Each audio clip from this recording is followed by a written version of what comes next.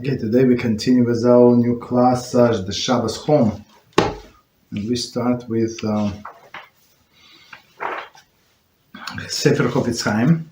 And big topic is the same, listen to the Hilus. And today's topic is to avoid the Gossipmonger. Okay. There are unfortunately people who forget, gossip, perhaps a result of their inactivity and their need to social involvement. Unless one honestly feels that he can help such a person to mend his ways, he should avoid his company entirely. If contact with such a person is unavoidable, it should be minimized to whatever degree possible.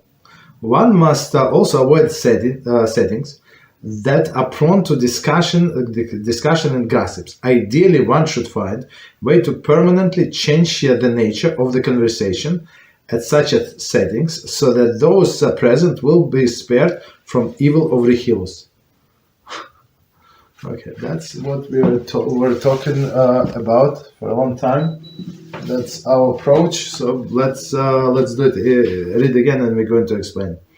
There are unfortunately people who forever gossip, perhaps a result of their inactivity and their need to social involvement. Right. So there are people. So before trying to socialize with that person, so that's what his or her personality. Ask yourself: are you going to? Is it possible that you're going to help this person? Are you have these talents and this patient, and you're able? You have this time, right? All other commodity resources, to help this person. Yes or no? Right? If no, so don't start, because it's before you're going to help that person. That person is going to drag you down with them, almost guarantee. Okay, so whatever they do, usually it's useless people. They do exactly nothing the whole day, exactly nothing. And there are many people like that, right? And they need social involvement, so they sign up in 1,000 groups. Right, and they where they can post their precious opinions, stuff like that. Right, continue unless one honestly feels that he can help such a person to mend his ways. So ask yourself. If not, don't be there. He should avoid his company entirely. If by contact with if the contact with such a person is unavoidable, right? It's one of your colleagues. Yeah, well, what are you going to do? It's your boss. It's your mother, right? What are you going to do? Unavoidable. It should be minimized to whatever degree possible. So at work, I need to work. So you become number one, the busiest worker in your office, in your job, just to spare yourself from encounter with these people, right? Continue. And same even with relatives. Yeah, if you don't live in the same apartment, right? It's very easy to avoid them and call maybe when they cannot pick up, just leave them a message and that's it. Okay. One must also avoid settings that are prone to discussion of gossips. Right? It's if what are they going to talk about? They have a meeting about what? Meeting about I don't know, whatever. Right, so they're not going to discuss Torah. What they're going to discuss? The gossip. Ideally, one should find a way to permanently change the nature of the conversation in such settings. Meaning, if you cannot change, if you're in charge of that in that establishment, this environment, you must change this nature of this conversation. But if you're one of the participants, maybe not obligatory participants, so don't be there, right? Okay, so let's stop here. All right. So we're starting today. I'm going to turn on. Starting today to learn about 39 Melachas, and the book is set up as we spoke before in amazing way. So we're going to explain how this Melacha was performed during the construction of the Mishkan, and we're going to say what exactly is on a biblical level, what exactly on a rabbinical level, what is exactly is a custom, And if several opinions, sometimes you need to rely on lenient opinion in case of the need. Somebody is sick, for a child, for an elderly person in out of ordinary circumstances, you got stuck, your car broke, all of these things. Right, so that's an amazing book. So the first, so we start chapter 1. And first, Melachah Kasef. Kasef, it means writing. And it says, writing, Kasef, is one of 39 Avos Melachos. All Melachos have their origin, activities performed in the construction of the Mishkan, as we said. Writing occurred during the Mishkan's construction.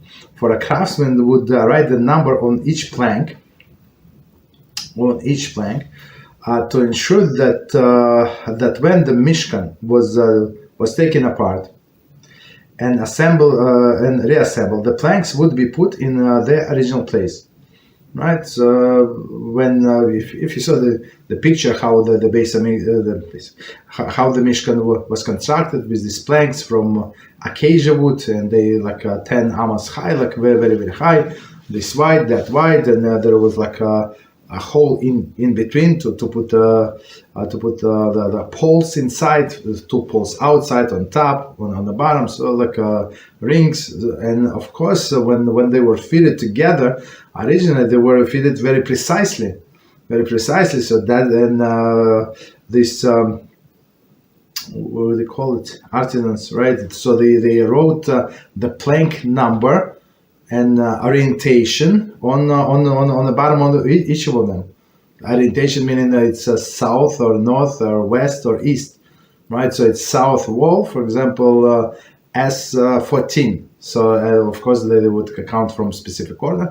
So it's 14th plank from on that wall, right? So, and of course sometimes they would make mistakes and they would erase in order to write on top. So it's not this Melachah, but next Melachah, when we're going to discuss erasing. So erasing also for constructive purpose. Erase in order to write, if they made a mistake. Okay, so far we know what is a biblical Melachah and how it was used in the Mishkan. Okay. The Melachah of Writing pertains to writing letters, numbers in any language, drawing pictures or sketches, and making any other meaningful symbols. Okay. Under this prohibition, it is forbidden to write even single letter, number, symbol, or figure. Let us proceed to examine the details of prohibition of writing. So before we proceed, so again, under this Melachah, we cannot write a letter or any symbol in any language. So meaningful, maybe for us it's not meaningful, but for that country, for that language, it is meaningful. Any pictures, all right? That doesn't matter how simple they are. For example, smiley face or something, right? That's a meaningful picture, or sketches, okay, and making other meaningful symbols. And on the bottom it says the coloring. The existing sketch fall under the prohibition of tzoveya, coloring, right? So on Shabbos, one of the 39 melachos, where we cannot color, right? They would how they would color? Yeah, they would color the wool, right? Dye in the wool, right? Okay, so it's not. It's it's coloring the children. The coloring book would be forbidden, but under a different prohibition. Okay. Under this prohibition, it is forbidden to write even a single letter, number, symbol, or figure. Okay. So again, under this prohibition, it is forbidden to write even a single letter, number, or symbol. Okay. So whatever is it. Okay. Let us press. So meaning that like simple shapes are not forbidden, like a circle, right, or like a square. Method number section number 1, methods of writing. It is forbidden to write in any type of with any type of instrument. This includes those which one writes manually, such as pen, pencil, or paintbrush, chalk, crayon, or rubber stamp, and those with which one writes mechanically, such as typewriter, computer. Writing without an instrument, for example, finger painting, is also prohibited.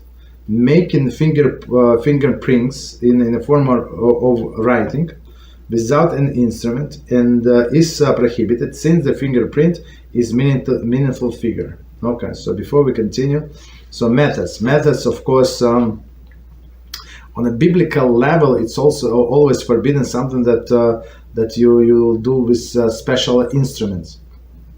There is a word that we're going to use a lot, and we use it actually in our class of Shabbos kitchen. Right, we call shinui. So shinui is abnormal way of doing things, right? But if so, it would be forbidden, but only rabbinically, right? Biblically forbidden only with specialized instruments. So which is what? A pencil, of course, feather, right? Pencil, pen, feather, paintbrush, chalk, crayon, rubber stand. So because all of these things were created in order to create some kind of image. Okay, and plus typewriter, so old one, like mechanical one, or a computer also, right? Also, yeah, they say it's not going to last long after you switch off the screen, right? I mean, it would be forbidden on a rabbinical level, but still a person wrote these letters. Same as a cell phone, of course. And writing without instrument, as a finger paint, right? Or with something else which is not usually is just for writing is also forbidden. I mean, people, you can take a piece of paper, dip it in ink, and you can write, right? So continue. Next one, writing without ink. It is also forbidden to write without ink by engraving letters or shaped on a hard surface.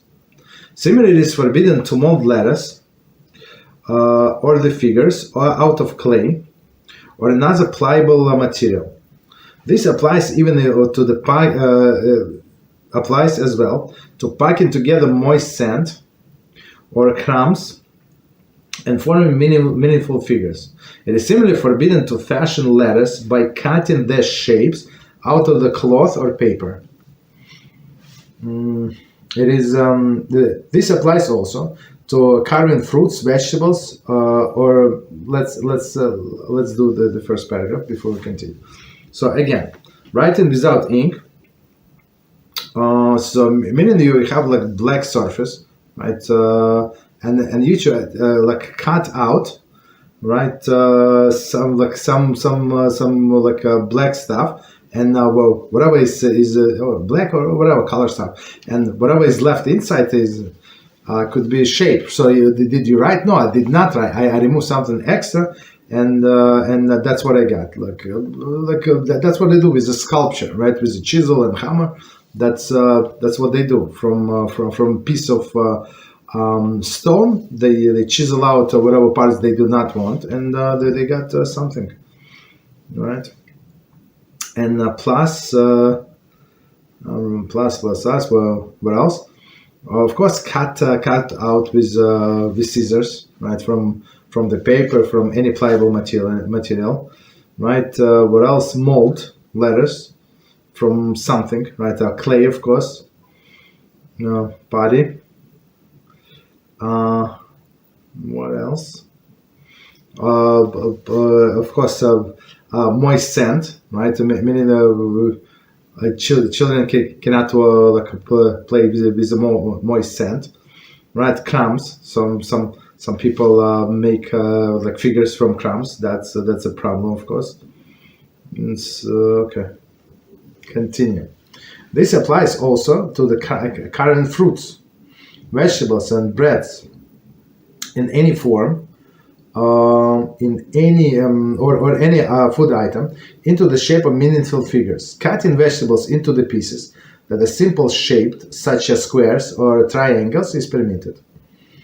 We're dealing with the carving of the meaningful figures, such as letters, numbers, people, animals, and flowers. Taking photographs, developing film, and making photographic prints, and taking or developing X-ray also fall under this prohibition of writing. So let's do this piece again, and we're going to explain. So some people like they carve beautiful shapes from fruits, right? Shapes of flowers. Some others like very beautiful, from watermelon, from others, right? So that's for melons. So it would be absolutely forbidden. From breads, I have not seen what people do from breads, but I guess yes, you can. Or from like from cucumber, from tomatoes, all of these beautiful forms, absolutely forbidden. If you cut, basically, if you make it a salad and you cut cucumbers in certain squares, there is no problem whatsoever, right? Because it's not like you're not trying to create a square, so like a specific shape. You're trying to make it edible, to make it into salad, so there is no problem. Even as he said triangles. I mean, I have not seen that people did a triangle salad, but okay. Okay, so it would be permitted. We're dealing here with the carving of the meaningful figures, right, from such as letters, numbers, people, animals, and flowers, or flowers. Okay, so all of these are forbidden. Taking photographs. So photographs meaning even without like our fancy cameras, electronic, without electronics, like a manual camera. Developing films. I used to develop films myself, right? Black and white. Black and white is not so hard. I mean, if somebody shows you how to do it and you have patience, it's very interesting actually. Making photographic prints, right, and taking developer X-ray. So meaning if a person needs to go to the hospital and they want to do like a complete checkup. So if you don't need really X-ray, so you can ask them not to do it. So at least to minimize the desecration of Shabbos. If it's in this area and the doctor insists, yeah, you should do it. But otherwise, if it can postpone to time after Shabbos, you should do that. Okay. So meaning because it's writing. Originally, this what is it? The print of the X-ray is black, completely black, and then when they do the X-ray, so some areas becomes white. So that's how it works. Okay, no problem.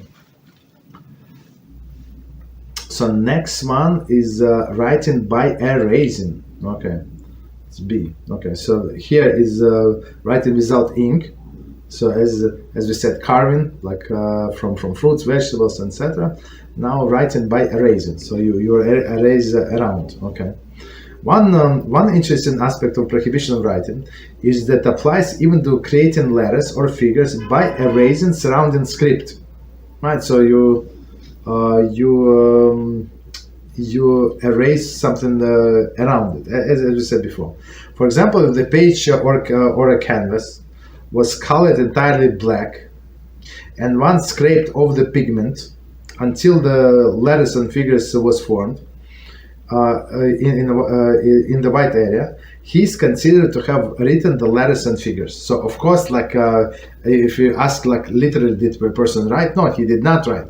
He was actually destroying something, like erasing something. But by this erasing, he actually wrote. So that's falls under this prohibition. The same holds true. You want to form a letter on a black of the black ink by erasing surround the ink. Okay, so I mean that doesn't matter. It's letters, the numbers, or the different shapes. This applies also to carving, the sculpture, or to sculpture, or a relief figure by the chiseling away. Relief, right? Figure. Chisel away the surrounding materials, right? As we said, with a stone. Right, so did you write? No. Did you create? How do you create? You create by subtracting. Okay. Continue. Similarly, if a letter or a figure was previously written, by erasing part of it, one transforms into different letters or figure. He is deemed to have written a new one. right? So same as the letter. So if you erase part of the letter, so and we're going to give examples. So in a sense, you wrote a new letter that did not exist before. For example, in Hebrew, the letter ches. So ches, it's like I don't know, like you, but standing on two legs, right? But more squarish. Ches has previously written, and one erased the upper part of the left leg, right? Left upper part. So now it does not connect. One right leg connect to the top, but left leg does not connect. So he created the letter Hey. So that's the problem, right? So like you erase a tiny bit, like how maybe like a hair breadth, maybe two, I don't know, like right, and that's it. Just a little erase, and then you create new letters. So he transgressed the prohibition of writing. Similarly, so that's it's very common application. Let me take it out. Very common application when people learn books, read from books at the table, and sometimes the crumbs or some food would fall on the page, and then they close, right, and then it got stuck. The two letters would get stuck, and person tries to separate letters, and he would erase for sure. Not for sure, but most of the time he would erase the script and create new letters. So it's erasing 100%, not allowed. If it got stuck on the white, there is no problem. But on a script, there is a problem. Similarly, if one erased the bottom of the English letter J, so you have J, right? So it becomes I. That's the problem, right? So the I and J, two different letters. Is considered to have written I, right? The same rule applies to erasing part of the picture or the symbol, thereby creating different one. So if it's meaningful, right? If the result after erasing is meaningful, so it means that he created something. If it's not meaningful, then it's considered that he erased. Okay. Continue. But it could be both of them, writing and erasing. So C, writing without leaving an impression. Drawing letters or symbols in the air, or moving one's finger on a dry surface in the shape of the letters or symbols is not considered writing at all, and it is permitted. And there are people like that, and I personally know a few people. I'm not sure where they get it from, but they write and they tell it like, and they write like, and the numbers, and in their mind it's like they are writing on a blackboard or something. Like they have no doubt that I understand exactly what they're trying to write. Right. So this would not be forbidden. So I mean, because there is no instruments and there is nothing left after their writing, or so somebody like write like on a hard surface, for example. If it's a dust, it would be a problem. On a dusty surface, it would be the problem. But on a clean surface, there is no problem. So he said like this and like that. So I went from this way, but it's actually from that way, and yeah, it would be allowed, no problem. So section number 2, and now we go to analysis. What is the scope of biblical prohibition and its rabbinical extension? So we spoke about the biblical and rabbinical, how they connect, and here is the first case. And it says, under the biblical prohibition, midaraisa, it is forbidden only to make a lasting inscription, right? Meaning lasting, that it's going to last for some period of time. Okay. That is, when writing, one must apply durable pigment, for example, ink, lead paint, to a surface on which it will endure. For example, paper, parchment, wood. When carving or molding, the material used must be one that retains the shape. Okay, so before we continue, let's try to understand. So on biblical level, in order to transgress this prohibition of writing, person has to write with something that is durable. Right? Durable means like ink or a paint or something else. Right? That meaning whatever we write is going to stay there. Okay, and plus on the surface that is fit for writing, like on piece of like on wood, on a parchment, on the paper, on something, on a wall, I guess. So yeah, so it's going to stay there, right? So that would be forbidden on biblical level. Okay, when carving and molding, the material used must be to retain its shape. So what would not retain its shape? I don't know, maybe ice cream or something, but maybe from ice or something. But all other materials, like I think that they would retain its shape. However, the term lasting does not mean that the writing must be able to endure forever. Rather, it means that it must be able to last long enough that the person who wants to write something that will be remembered for a considerable period will rely upon this type of writing. Writing with a pencil is therefore considered lasting double quotes, and is forbidden under biblical law. So before we continue, let's try to understand this. So lasting, and we're actually going to use this term lasting in some other instances. For example, in making a knot, tying a knot. Right? Is it lasting knot or not lasting knot? Right? Are you planning to undo it, or you plan it forever? And and forever, like our lasting, we will say, maybe according to some stricter opinion, more than 24 hours, it's already lasting. According to others, more than like 7 days is lasting. Right? So it's very important to know that there is some, since there are different opinions, so we try to go by the stricter one. Okay. So again, the term lasting does not mean that writing must be able to endure forever. Like what the chisel something on a stone or something, right? So that would be more on the forever side. Rather, it means that it must be able to last long enough that the person who wants to write something that will be remembered for a considerable period will rely upon this type of writing, right? Meaning that a person who writes and maybe like 3 days later, 5 days later, or tomorrow night he wants to go back and see what it was written, so he realized that it's going to stay there. Maybe it's going to stay for a year, maybe, I don't know, somebody is going to raise it, but it's a different story, right? So if it's going to be get erased by itself, it's not lasting. I mean, soon. Okay.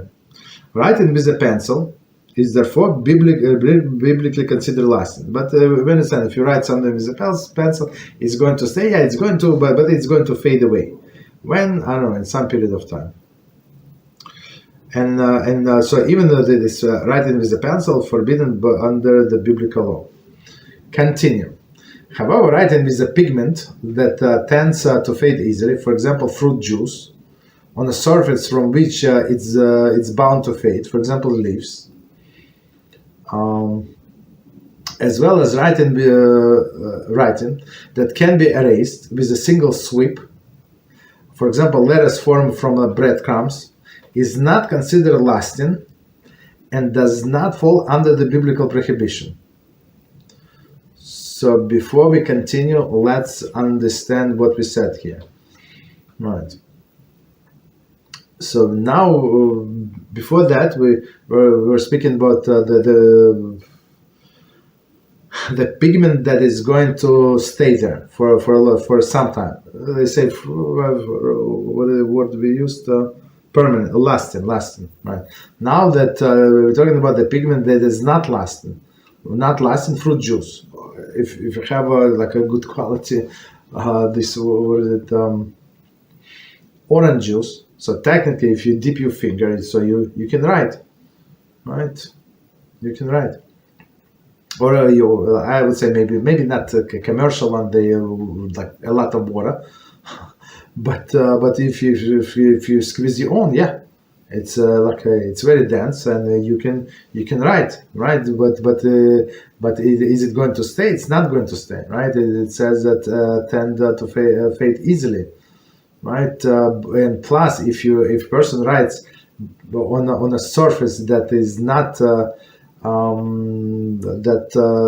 that is not going to hold the ink, to hold the pigment, for sure it's not forbidden on a biblical level, right? The example that he gives a leaf. Okay, but on another hand, if you take this what is it, orange juice, and you write on a piece of paper or something that absorbent, it's going to last for some time, right? So here he gives extreme example, meaning that the pigment is not going to last, and surface that is not going to absorb it. Okay. Or in another example, he said that, for example, people, I don't know, like people have nothing to do in their life, and they make these crumbs, they waste bread, make crumbs, and they would put some kind of shape, right, without connection. Right? Separate crumbs, so they would put some, make some shape. So since you can destroy this in a single sweep, so it's not considered to be lasting. Okay. So they're not forbidden on a biblical level, but on a rabbinical level, we'll see. Furthermore, the biblical law only writing meaningful letters and figures forbidden. Making a mark that has no inherent meaning does not fall under the biblical prohibition. Finally, under the biblical law, it is forbidden only to write in a usual manner with the hand that with which one ordinarily writes. The sages, however, extended the prohibition to include certain forms of writing not covered by biblical law. The following is a list of rabbinical enactments. So before we continue with rabbinical, let's finish with biblical. Right, again, so under the biblical law, forbidden meaningful figures, letters or figures. Everything is meaningful. So simple shapes, as we said, there is no problem. Making marks has no inherent meaning, does not fall under the biblical prohibition. Right, but we're going to see sometimes person wants to mark the page where he left, so he will scratch with a nail. Right, it's a simple line, but it means something to him. For me, not. Maybe I passed that page, but for that person, yes, it means something.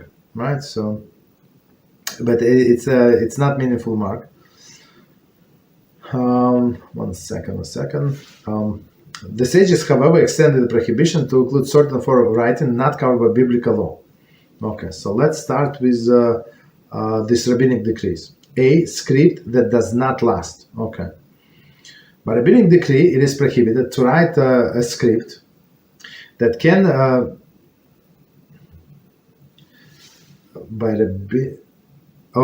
apologize. I said correctly. By rabbinic decree, it is prohibited to write a script that can endure temporarily. Right, so this juice on a leaf. Right, thus it is forbidden to write with a pigment that leaves only temporary mark, such as fruit juice or colored beverage that fade quickly. Or on a table, I don't know, something. Right, it's going to fade quickly, and it is forbidden to write on a surface from which the impression fade quickly, such as vegetable leaf. So here they say that the whole concept of writing is forbidden because, as we said many times, and also just explained, if they're going to create a different exception, if it's a durable surface, not durable surface, it's a durable pigment, not durable pigment. people, it's only a matter of time, or when people are going to make a mistake. It's only a matter of time. Of course, these things can be taken out of the context, as we learned on the Nines of Av, right? This story of Kamsa Bar Kamsa. So this is a great tzaddik, this rabbi. I mean, he was a great tzaddik, and he was very pious man, but it was a little too much, right? When he said, if we killed him, this Bar Kamsa, so people would say that, people would see and say that if somebody is trying to bring the blemished animal, that they're going to kill him. Right, so meaning, so we have only one rule for everybody, and that's easy to follow. Okay. So one second. Okay. So again, according to rabbinic decree, it is forbidden to write in a pigment that endure temporarily, and on a surface that's not going to hold this mark. Okay. So so far so good, and it is forbidden to write on a surface that surface from which the impression, the fade is sure to fade, such as the vegetable leaf. So and here we have a commentary. Writing on skin, however, falls under the biblical prohibition. So it's known fact if you have some kind of you are painting with a oil-based paint or something. So and you cannot wash it out. Just leave it there. I mean, if it's not visible, if it's not embarrassing, so just leave it there, and it's only a matter of time. It's going to get erased. Why? Right? Because there is oils, oil secretion, for sure. Right? And this oil is going to dissolve the script. Right? So if especially so small children, they like to write on their skin with a pen, right? But it is lasting. It is lasting, for sure. And some people, I don't know, in my old days, so we don't have cell phones, of course. So some people would write like phone numbers and I don't know some other information on their hand. I'm not sure like why would a person, but it was like certain I don't know. People would always write things on their hand, and sometimes they would remember I don't know, they never wash their hands or until they get to the piece of paper. I don't know, but I remember I know a few people like that who wrote things on their hands. I don't know. So okay, so writing on the skin, however, falls under the biblical prohibition. Although the body oils will eventually dissolve the script, the skin itself is considered surface upon which the scripture can endure. Okay, right. So meaning that the script is going to technically without oil, so without extra extra element, it's going to stay there forever, right? It is merely subject to the constant oily secretion, right? Here we go, and which are considered external factors. So that's it, right? When they do tattoo, I think they go do under the skin, the way I understand, right? So that's why it's not getting erased. But whatever on top of the skin is going to get erased. Similarly, it is forbidden to draw letters and figures on the condensation formed by foggy windows, or on outside of the bottle or glass. It is forbidden to wet one finger and write with the moisture. Okay, so before we continue, so let's do it. That's the famous question. I mean, today I'm not sure how common is it, but in olden days, if you have a steam heat, for example, or you have one pane windows, so for sure, in not such a good insulation in this window, for sure it's going to create these problems, right? I mean, not probably your window would become foggy with this condensation. Right, so sometimes in the public transportation, so people do like this in the hand, or somebody sometimes in a car. So I always say, don't do that, because these things the oil from your hand is going to stay forever, and unless you wash it with some kind of chemical, So like I prefer that it's stay like this foggy and defrost itself, but nobody touch it, or like touch it with like paper towel or something, right? So of course you're not allowed to write on this.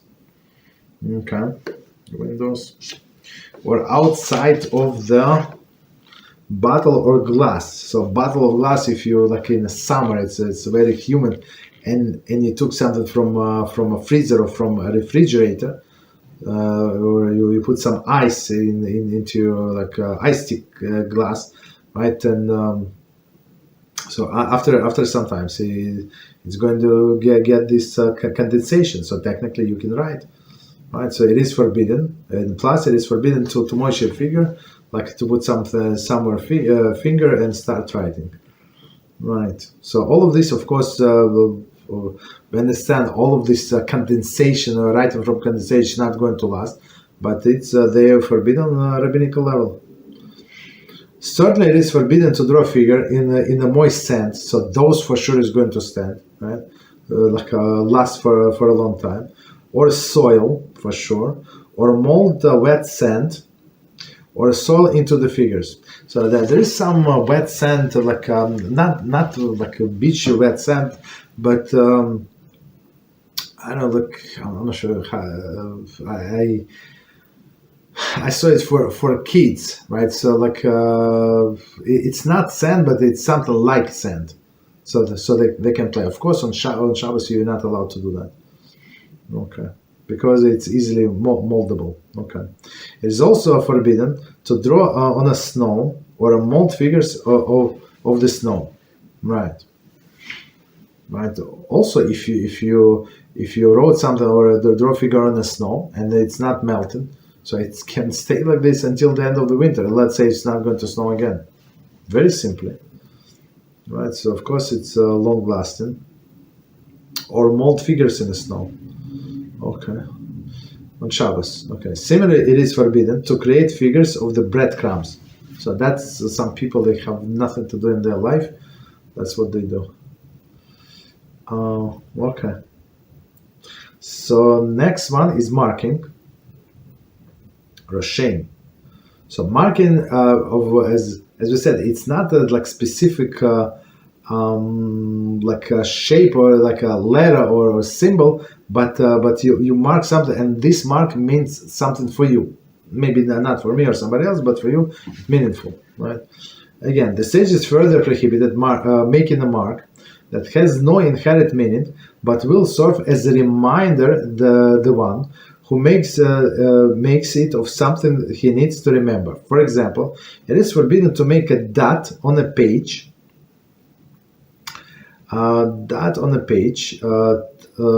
To note how far he has read at the point, right? Read, or point out the word that needs correction. Right, for example, take something sharp. I don't know, like a fork. Fork is not muktzah, right? And make a dot, right? In the left-hand corner, right-hand corner, right? Or underline a word that is problematic. How you underline? With your nail, right? Or with something else. So, right, not with a specific tool, but for you, it's a very important marking. Okay. The prohibition applies to making mark with the ink, as well as engraving it with a sharp instrument or fingernail. So with the ink, I guess, when we say the ink, all of these tools, like specific special tools for writing, are out of the question. Out of the question. Okay.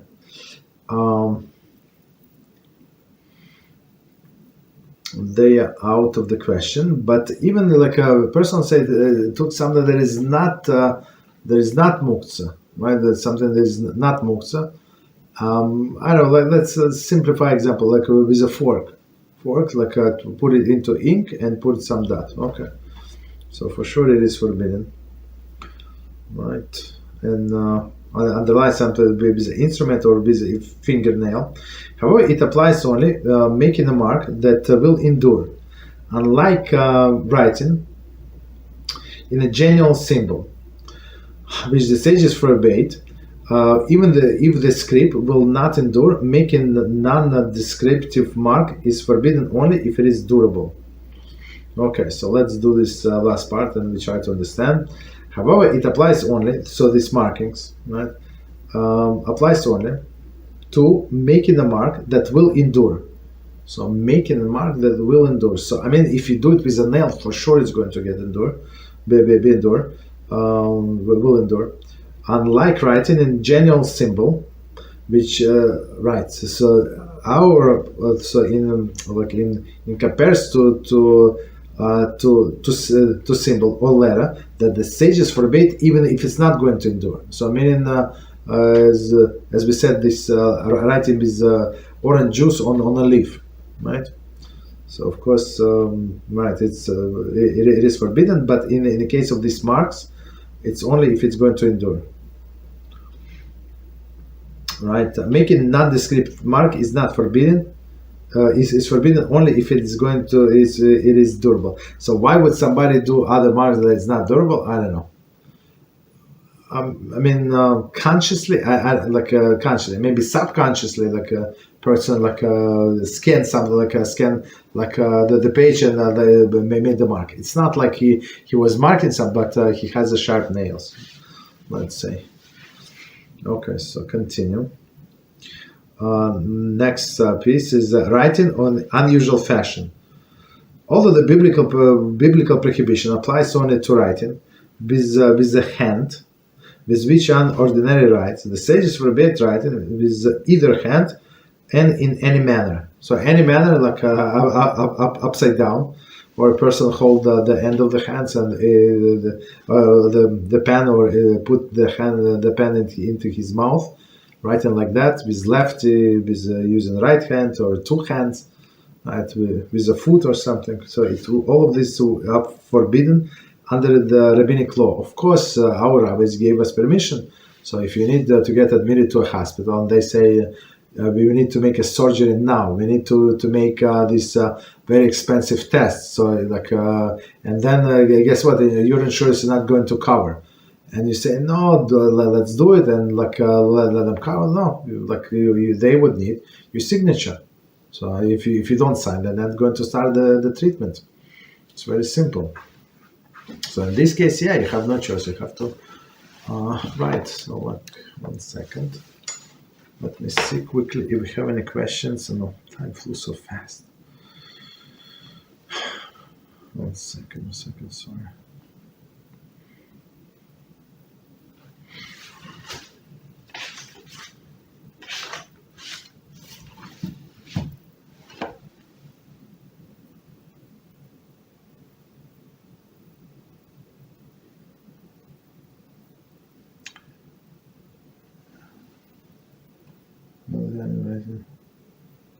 Okay, so let's do this. There's a question. Let's leave it for later.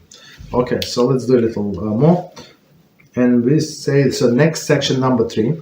It's say creating words from the previously written letters. Right. So meaning what? You creating word like from what is it? Scrabble, right? From Scrabble or some other like children cards, like letter cards, and you put the cards together one to another, or molded letters, right, on a magnetic board, right? Can you do that? We'll see. And by this you write in the word, right? From single letters you make in the word, right? That's our topic. And it says the prohibition of writing applies only to creating new letters or figures, right? It is permitted to take a previously written letters and arrange them into words. Okay, so meaning you don't create any letters, like okay. However, the leniency relates only to letters that are formed on a background or base. For example, cards or blocks. So if they carved out, so it's a simple explanation. If they carved out, it would be forbidden, like to attach them together. When you attach them together, there is a different prohibition. But if they are not attachable, in some sense, what is not attachable? They're on a background, right? There is like a square, and inside there is a letter A. Okay, so it's not going to connect to anything. I mean, you can put together, and if you can create a word, and you understand what the word is, but these letters like A and B are not going to touch. So that's the case that is permitted. It does not relate to the letters molded out of the metal or plastic, like right, or those cut out the paper or cloth. So I mean, we're not talking about letters that like magnetic board, right? You have a magnetic board and you put these letters together. So those are problematic. We're talking about something with a background. So this, what is this word again? So Scrabble would be like technically there is no problem. So there is different problem with Scrabble. There is bigger problem with. What is it? With a person, like a normal person, like adult. I understand kids; they have nothing to do. But adult, like playing Scrabble on Shabbos, like you normal. Hashem gave you this precious gift, meaning intellect, like and all of the ability to learn Torah. You playing Scrabble. That's how you apply your talents. Like it's a waste. Like somebody gave you a car, I don't know, to drive, I don't know, some inspection, the inspection, and these guys say, oh, inspections, like who cares about that? Like I don't know, the border patrol, and he said, no, I'm going to go to vacation. Nobody's know where I'm riding. Like now, maybe from this town to that town. Like they think that I'm en route. I'm going to vacation. This car, like you normal. Like that's the way I see it. Like sometimes people ask this question. Baffles me. Of course, I understand them what halacha is, but with a little musar after that. After halacha, always follows musar. Right. Continue. Thus, it is permitted to create message by arranging cards or blocks. They have letters printed on them, right? But not by attaching molded letters. Or not attaching the molded letters, or pinning cut out letters to the background. Right, pinning there's the board. I'm not sure what is it called, and like you can attach things with pins. Okay. Right. So meaning that now it's more permanent. Even in a case of molded or cut out letters. It is prohibited only to fasten the letters to the background, right, with the pins, magnets, or any similar means, right? I mean, these letters have magnets. Merely placing letters side by side without attaching them is not considered writing as at all, right? So meaning this is not going to last. So if you like, even these letters have magnets on the back. If you put this on a wooden surface, nothing is going to happen. So with one sweep of the hands, you're going to destroy the whole world. No problem. So actually, let's read this sentence again. Even if the case of molded and cut out letters, so which has been the problem, it is prohibited only to fasten the letters to a background, right? Fasten the letter to background with the pins and magnets, or any similar means. Okay, any similar means. Merely placing letters side by side without attaching them is not considered writing at all. Right, side by side is not considered writing at all. Okay. Concerning the game Scrabble and similar games, see page 12. We're not going to get to it. Okay. Continue. So, but Scrabble, as we said, it's a different case. Scrabble and all the similar games are forbidden if they're going to write the score. That's the thing. So if in these games usually people write the scores, and I think nobody can. I mean, of course there is like special minds that being wasted. A person can remember for different scores, like for other people. Yeah, that's a different story. But otherwise, like people usually write down, right? And there are some card games that people play and they write scores, or some dominoes games. So like simple people don't write, but I knew some professionals, dominoes professionals, that remember, right? Like they played different games, and one time this person tried to explain to us, I said it's too difficult for me. I mean, simple domino game I can play, but there were like all the strategies and stuff like that. So yeah, that's and they would for sure they write down the score, so it would be forbidden. The entire discussion pertains only to combining complete letters that were previously formed, right, and creating a word, combining. It is forbidden to combine previously formed half letters to create the entire letters, right? So, like if it was like two halves, maybe for in some children game, right, it would be forbidden. It is similarly forbidden to place two halves of the picture together, right? Even if one does not attach two halves, right? So sometimes people have a half a page ripped, right, at the corner, so they would put it next to it. I mean, if it's not attached, if like technically you can discern what is written there is no problem. Even when does not attach the two halves, placing them together by forming the complete letter or a picture is considered writing, right? However, if the letter of the picture recognizable through one part, it is permitted to place the other part next to it, even though this enhances the appearance. So enhancing the appearance is not a problem. So you can actually see in what was written there, right, in that corner or something. Right. I mean, when the letter was like when the word was Torah, right, with a tear, so you see the last letter. So of course maybe you cannot guess the whole word, but you can see you can guess the last letter. So if you put like next this missing piece next to it, it would not be any issue. Okay, so I think we can stop here. It's very, very interesting chapter, and I think if I remember correctly, maybe it's the longest chapter. Maybe not.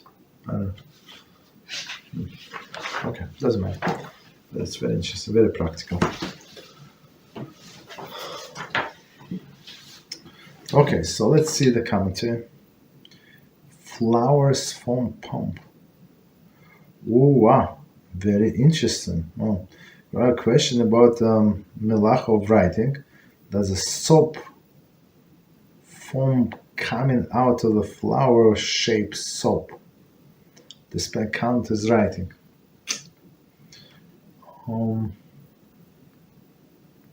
That's a very good question. I would say it depends if it's going to last. Like if it's going to like collapse by itself, I would say there is no problem, most likely. But if it's not, actually, I think it would hold the shape. So that's the problem, right? So, right, okay. I mean, I made it a little bigger. I think, yeah, it would be forbidden, even if it's not. I mean, technically, just thinking out loud, based on what we said. If you're going to leave this flower, this soap flower in place, it's going to last. How long? I don't know. So that would be, of course, a problem. Okay, so let's see. So there are a few questions before the class. So let's see. What is the appropriate bracha for a drink with the chunks of soft fruit inside? For example, aloe vera drink. Aloe vera. I don't think it would be shechakol. I mean, I saw this aloe vera. I think we were trying to find the kosher style. I think only one company makes it. I'm not sure what is the problem. Tell the truth. None. Like I checked like few times in the supermarket when they sell kosher, not kosher. all of them not kosher, and only one tiny bottle was kosher, was 3 times money is regular the other ones. I don't understand that all of the truth of what could be non kosher. Why they would not go kosher? No, I'm not sure. But of course, there's a reason. Otherwise, why would they not go kosher? But I'm not sure what is the reason. So you would say shechakol. Sorry, say shechakol, because this piece is you cannot say this aloe vera. You cannot say. You're just looking at the pieces. Could be anything. Okay, so next question. Just by observing how Gedolei Israel in our generation and the previous behaved, it is a pain to see that it is a pain to see that it is a proper to love a Jew regardless of whether he belongs to Hasidim or Haredim. I do sometimes wonder, though, how the Gedolei Israel collectively came to such a resolution. If Gaon Vilna Harem was never officially removed. I'm not sure. Okay, so let me read one more time. I think I don't know. So some information is missing. Okay, but let's see. Missing for me. Just observing how Gedolei Israel in our generations and the previous behaved. Okay, how they behaved. It is a pain to see that it is proper to love a Jew. It is a plain. Apologize. It is plain to see that it is proper to love a Jew. So it's properly okay, regardless of whether he belongs to Hasidim or Haredim. Okay, no problem. So I do sometimes wonder, though, how Gedolei Israel collectively came to such a resolution. If the Gaon Vilna Harem on Tanya, here we go, was not officially removed.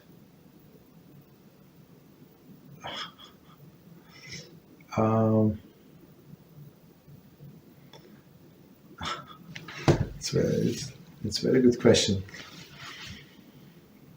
So how Gedolei Israel, first part, love every Jew. So sometimes you have to see past the Jew as one kiruv personality said. I'm not going to mention his name, right? But he said very, very beautifully, right? So they say how come you go with all of these non-religious people and they drug users and they all of these low lives, and you go and try to help them. Why would you want to do it? They're not Jews. They're Jews, but all the data, this and that, all this beautiful stuff. And then he said he gave a beautiful example. He said, was it him or was it maybe somebody from previous times? So he lived in past generations, right? So he said that a lady was washing the floor.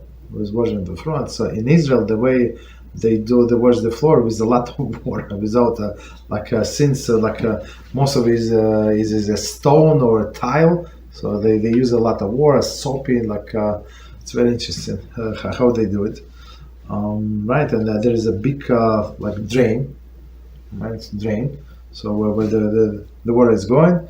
And it says that the woman was washing the floor in this style, and then she noticed that since it's very soapy, the water is so soapy, that her diamond ring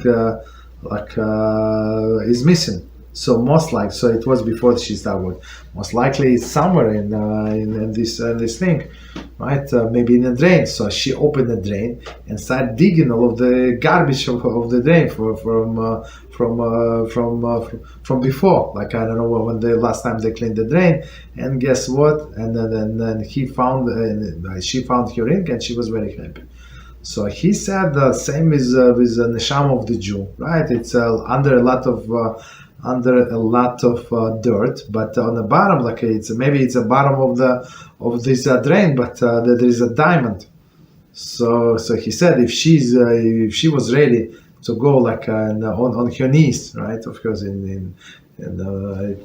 it's in your house, nobody sees. Like it's a modest way, right? On her knees and digging all of the garbage. So he said, needless to say, because the soul of a Jew is very, very precious. Understand? It's much cost worth much more than a diamond. So that's why I can see that because these people had the holy vision, that they saw much more than we can see, right? And some as for example, one example from yesterday, all of the things that Rabbi Zirbeshtin, so like from our generation, like the way he sees the story, and even after giving us all of the facts, and we read the proposed solution. And if you ask me, I said, I mean, sometimes I feel that something is wrong, sometimes, but many times I have no idea what he's going to say. Absolutely no idea. You understand? And like all of this, the bread, and he brings from different perspective. Like that's how like he sees the things like on different levels. So we see sometimes like when I learn the Talmud. So maybe I see like 2 levels, maybe 3 levels if I try. But these people, they see like deep inside the whole Talmud, everything like open at the same time. So they feel they see this precious neshama. We see this sinner that you want to smack, maybe across the face for whatever this person is doing, right? But slap, right? But they see deep inside, understand? And so they have a special love for Hasidim, Haredim, right? Gidol Israel, right? So and just somebody asked me, I'm not sure that I would like people ask me a more practical question. So they asked me about this. What is it? I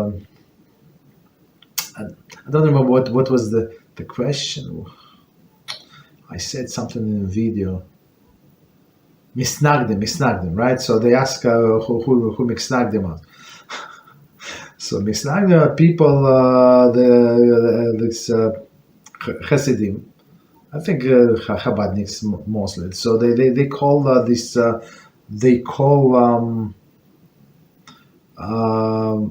Ashkenazim misnagdim, that meaning they're against us.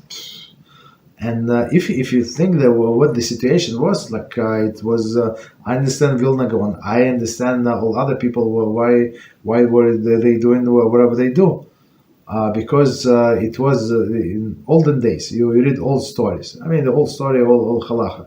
So there is a city, huge city. And guess what? There is one rabbi in the city, right? Main rabbi. Other maybe with the smichas. I mean, but it's only one main rabbi. It's one main shul. Yeah, other people also have the little shuls. Maybe like later on they had started opening like a trade shuls. So there is a carpenter shul, right? So everybody there carpenter. Everybody like shoemakers. So, and other people like there is like. Some like business people show or something, and but all of they of course they would have rabbis, but they were subordinate to the rabbi of the city, so nobody would go against him, nobody ever. Of course there was machlokes, but from one city to another city, let rabbi, but it was like in one city it was peace and quiet, right? It was. Because it would be too far to walk to that show, right? So people open out another show. So we're on this part of the town, you're on that part of the town. So there is no problem. It is a problem, right? But this Chabadnik start to open shtibel. So what is a shtibel? Shtibel is a house, like a private house. So they say, I don't like who needs this Ashkenazim? Who needs this? They are like all dead people, and we're going to pray with the fire. Praying with fire, not praying with the fire is a different story. But they start like, we're not going to associate with you. We're the better Jews. We're on a high level, more spiritual. And they start breaking off. You understand? Confusing other people. Of course, today we see that this Hasidim, other like great Hasidim, they survive and they actually flourish like very beautiful communities and stuff like that. But back then it was like not such a healthy environment. So and Vilna Gaon, he saw like when we start dividing, that's not good. So I never forget many years, I don't know how many years ago, I saw this article that Jewish people, like religious people, fighting between each other. What happened? I think it was in, if I remember correctly, New Square. There is a New Square town, is upstate New York, not far away from Monsey. I'm not sure. New Square. I think maybe I said it, maybe not. Went on one side of the road, right? Walk like sidewalk. Went on another. There is signs. So if you want to live in our city, that's our rule. And they have a huge main show, huge for thousands of people, right? And somebody decided. So some also great rabbi, not as great as the main one, but they decided to open their show, and the community stopped them, like it was fist fights, right? They say absolutely not. We're not going to introduce division in our place. In other places, yes, places where I live, there are million shows, right? And there is and sometimes from what I saw with my own eyes, and I heard from even from people who said that they'll learn with us. I mean, not with us, from our classes. So everybody, every shmendrik under the sun wants to be a gabbai. I mean, like gabbai. So on rabbi, of course, they know they're not going to do like not enough knowledge, not enough everything, not enough education. But gabbai, everybody wants to do a gabbai. Maybe a gabbai, and they like one person, like not one, several people. They actually consulted. Like I said, why do you need to do that? He said, I'm willing to restore a synagogue. It's in another country, not this country. So why do you want to restore a synagogue? Like so much money, like huge building. I saw the building. He sent me the picture. I say the building from 1800s. Like why do you need that? And he says maybe this, maybe that. I said if you're going to restore that, there is no community there. Why would it like you? Yeah, I understand. You want like you have a noble thoughts to restore, maybe because your great grandfather like prayed in this synagogue, but why? What is it to you? I said you're going to place a stumbling block in front of the blind, because most of the Jews, I mean, right, they not live on that part of the town. There is still many Jews there, so they're going to drive in a car. Like how are you going? Like you put a stumbling block in front of the blind. Why would you want to do that? So I said, if you want to do like do a kosher way, do a kollel there. And the guy say, I want to do kollel, and then he said he said the truth. So I'm not sure how many millions of dollars he was ready to. If he was serious, like maybe not millions of them, but hundreds thousands of dollars for sure to invest in this project in order for him to be a gabbai. I don't think he can read Hebrew. Maybe yes, maybe not. But simple things he does not know for sure. Right, so and it was like there were a few people like that. Everybody wants to be a gabbai, right? And they open new shul and new everything, right? So, Gaon put Chaim Tanya, yes. I mean, he was trying his best, I guess, the Vilna Gaon, right? I guess, and it stopped some people at least from going that direction. Maybe he foresaw what would happen in the end, like in our generation, maybe, right? Because in Hasidus, like I mean, it's a good part and bad part. So good part that they have a Rebbe, and Rebbe is that's it. He's a main authority. Whatever he said, we do. So nobody goes against Rebbe. No, ask Rebbe why he said. So I mean, you just he said and you jump. That's it, which is very good. So, and the central figure was Rebbe. If you read this Hasidic teaching, especially Chabadniks. So he said you have to connect through the righteous person, through the tzaddik, through the Rebbe. So meaning, like in some sense, without a Rebbe, you cannot connect to Hashem in some sense, right? Of course, it's not like that. It's not like Christianity, but it's like they put the Rebbe like the main figure. And in Ashkenazic world and Sefer, it's not like that. In Jewish world, it's not like that.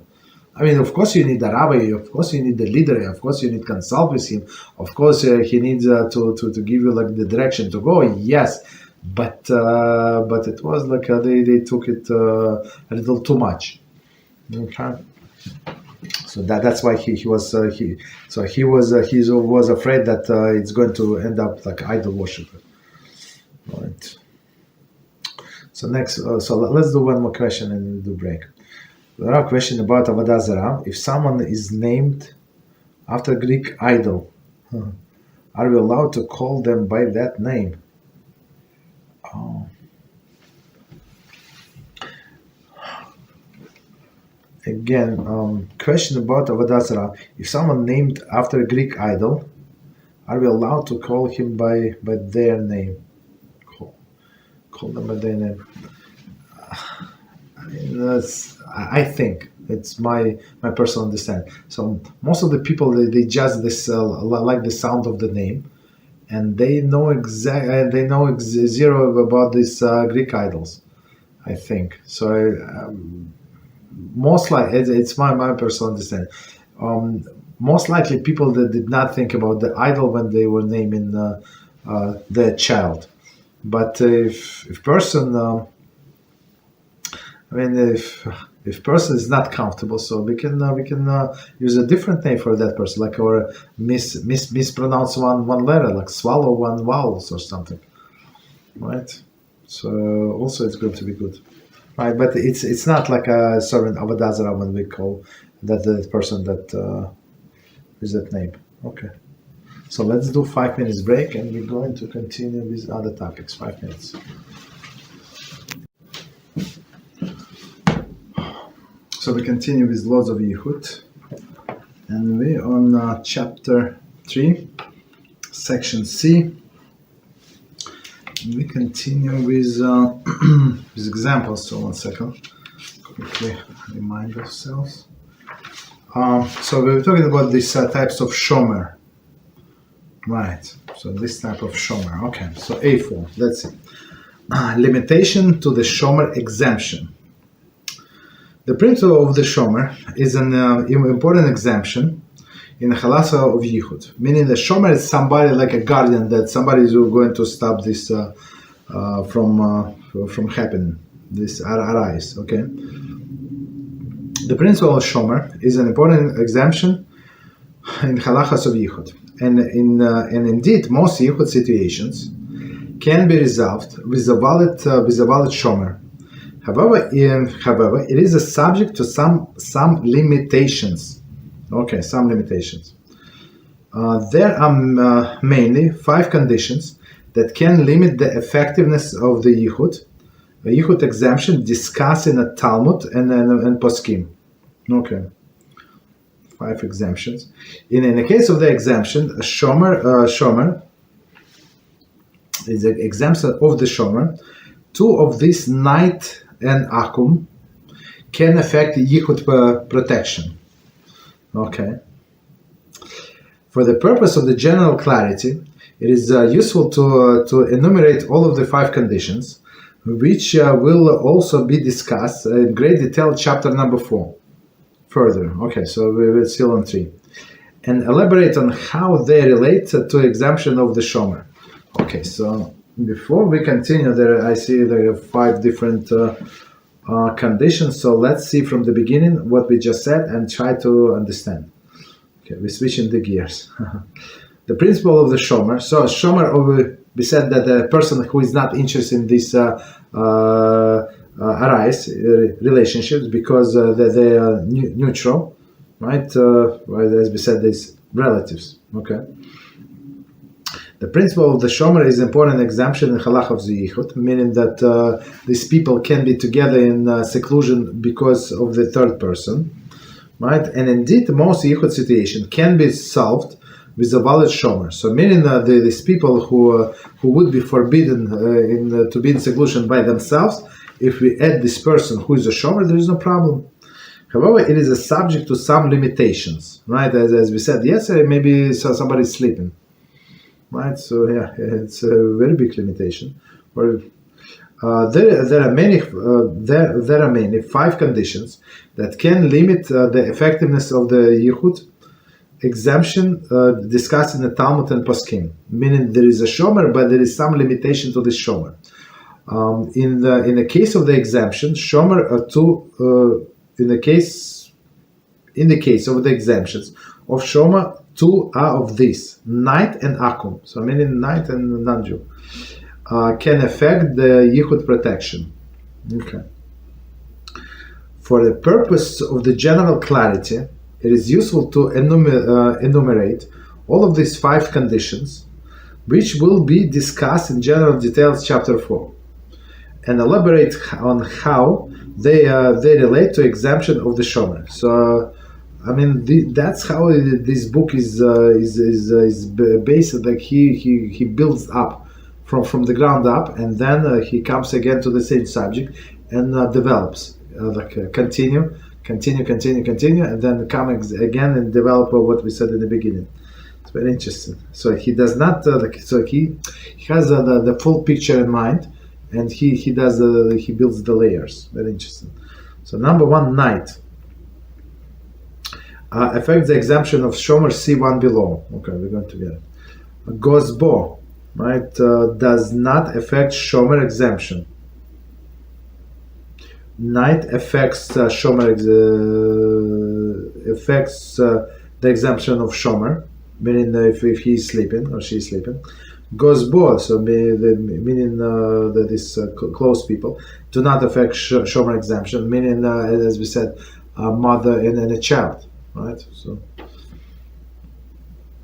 asoka im nashim, right, does not affect this exemption, because again there is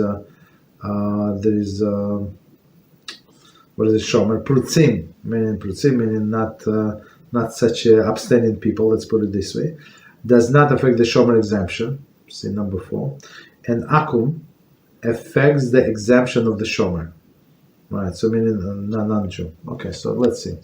So number 1, at least we start with number 1. It's called night. The example of the shomer is compromise at night. The presence of a single lone shomer does not permit yichud at night. So we actually said it last time. So, but in this case, you would need two shomrim, right? So during the day there is no problem. One is knife. During the day usually nobody sleeps, usually, right? But at night there is a problem. The poskim aware that the presence of the single shomer would not necessarily discourage arayas in yichud at night, because of the possibility the shomer might become drowsy and fall asleep. That's it. Right? Meaning these people in seclusion, they would it's not going to really stop them at night. Why? Because most likely, I mean, that this person would become drowsy and fall asleep. Right? That's normal. People want to sleep at night. They're tired. They've been working the whole day. The shomer's slumberous state is tantamount to his absence, right? So he's he's not there. So some people, they fall asleep so fast that they sleep till the morning, never even turn the other side, right? So, and of course, yeah, we count this person as a shomer. So again, the shomer's slumberous state is tantamount to his absence. Effectively leaving the man or woman unguarded and in an unprotected state.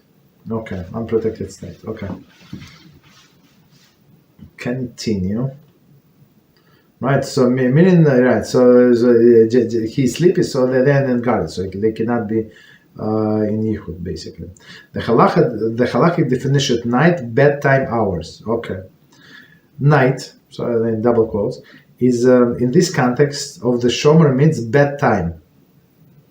The shomer means bedtime. Okay. There is an hour at night when the shomer would ordinarily retire for the evening, as it may be assumed that one becomes drowsy at this time and likely to fall asleep. So night begins with night when the most people go to bed. But this shomer, for example, there are some people who has to and everybody knows, and they would tell everyone, no, 8 p.m. I remember I used to pray this minyan, so they always were short of people. No, not always. I don't want to say it's not sure. Sometimes, from time to time, often enough, we're short of people, and they say, okay, who should be called? Who should be called? This guy? No, this guy. He's sleeping already. Oh no, because he has the guy was getting up. I don't know. It's not so early, like 5 a.m. What is the big deal? So and the prayers was I think in summer like 8 p.m. or something. So no, 8 p.m. No, don't call him. It's 8:15. He's already in the bed. So yeah, everybody knew.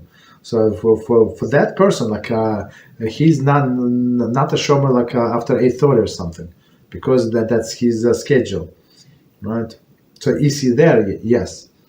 Is he neutral to this relationship? Absolutely, right? But he's sleeping. It's like when he's sleeping, it's like he's not there.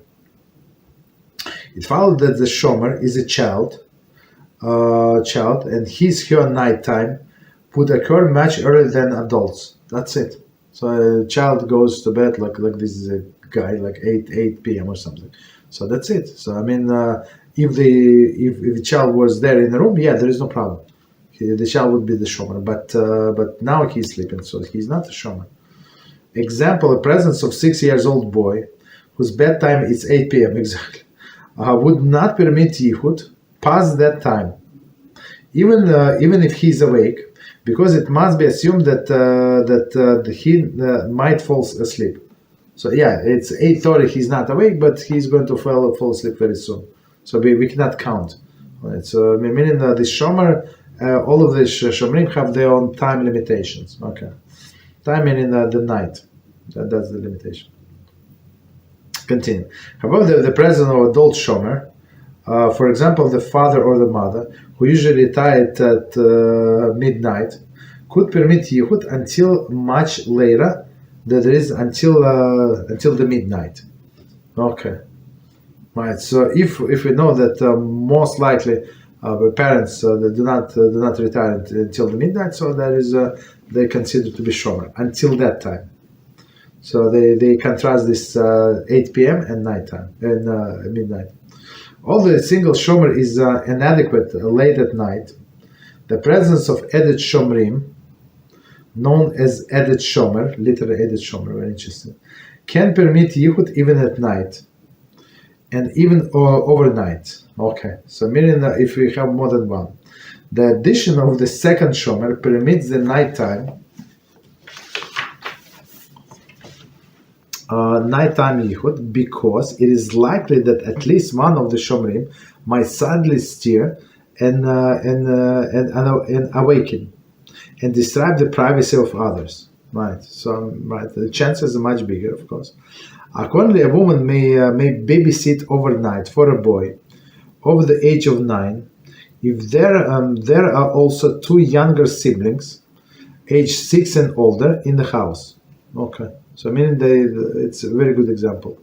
So a woman can babysit a boy, let's say he's sick, right, and he's 9, when there are 2 other children also in the house, age 6 and up. Okay. The yichud of the woman babysitter with a 9 years old boy is therefore protected by the presence of 2 shomrim. There is 2 siblings. Okay. For further elaboration on this concept and the practical halakha related to exemption shomer night, see A7. Okay, we're on A4. Okay, so I think we're going to stop here. So next one is Gossipmonger. Later next time. Hashem. So let's finish a few pages in a time, right? Few pages. We got to page 170. Right. So let's see if we have any more questions. Okay, so next question. If one is allowed to hold the cloth / scarf / paper into origami on Shabbos. I'm not sure. I mean, I guess it's some kind of form. Assuming that they do not have previous lines or crevices on the materials. I apologize. I don't know what origami is. I think it's something like folded from the cloth. If there are no, is it considered to be building? I don't know. We have to look into it. So I need to know what origami is and how is it made. Oh, this one. See, the problem is, thank you very much. So the problem is that it's going to last. This shape is going to last. That's the issue, right? So I would say no. Okay, origami. Continue. Next question. Could I have a question about respecting the sefarim? Okay. Would it be considered disrespectful, disrespecting Sefer, so that's sefarim, if a pen is a pet hub on the top of it and it comes to smell it? Okay. Are we allowed to put, right, so next question. Are we allowed to put non-book objects on top of the Sefer? For example, glasses, phones, pencil, etc. Okay, so let's do from the beginning. There are two questions. Question about respecting sefarim. Would it be considered disrespecting sefarim if a pet hop on top of it and or comes to smell it? Comes to smell it, I mean that's what they do. But hop on top of it is, I would say, that's a problem. So we have to train them not to do that. How you train them? I think you train yourself not to leave the books on the table, but put it on the bookshelves. That's, I mean, you want to talk to cat and ask cat not to jump. I don't know, maybe yeah. I don't think it's practical. So it's more practical for us to do things, right? And next question about it's absolutely it's disrespect to put anything on as a glasses on pencils on the phone on the books. For him, absolutely not. We don't. I don't even put anything on the stories because I mean I'm right. Stories of tzaddikim in these stories because it's a lot of Torah. So it's disrespect to put anything on top of it. Okay. I guess if you hold in, like if you holding the bunch of things and you put your cell phone on top, in order not to lose it, it's a different sorry. Like if you're walking, but otherwise I would say no, don't do it. Okay, so next one. A question about modesty. If we don't have a headset when walking outdoors, we are allowed to play the Torah shiur out loud as women with a lower volume. Would it be considered immodest? So that's a very good question. Sometimes that's what I do. Why would I do that? I'm not sure. It happened to me. Maybe my headphones were like a battery low. I'm not sure why, but or I needed to pretend that I'm on the phone, right? So right, no. It was like a few times happened to me actually. Yeah. So I was driving somewhere. So in the car, I don't need my headphones because I have speakerphone, right? So I would play from the phone on speakerphone in the car, so I really need that. But then when I have to walk somewhere, so I realize I don't have my headphones, right? When I walk, I never forget, but But in a car, like it happened a few times. So I just put it on speakerphone and put it speakerphone next to my ear, like people speak on the phone. So nobody knows it's upside down. Who cares? So and it does not have to be loud. If you hold the licks as a cell phone, you can hear, no problem. Right? To put like other people, like they play music, that would be disgusting. Like to everybody is like hearing, but to put it modest like volume level and put to ear, yeah, no problem whatsoever.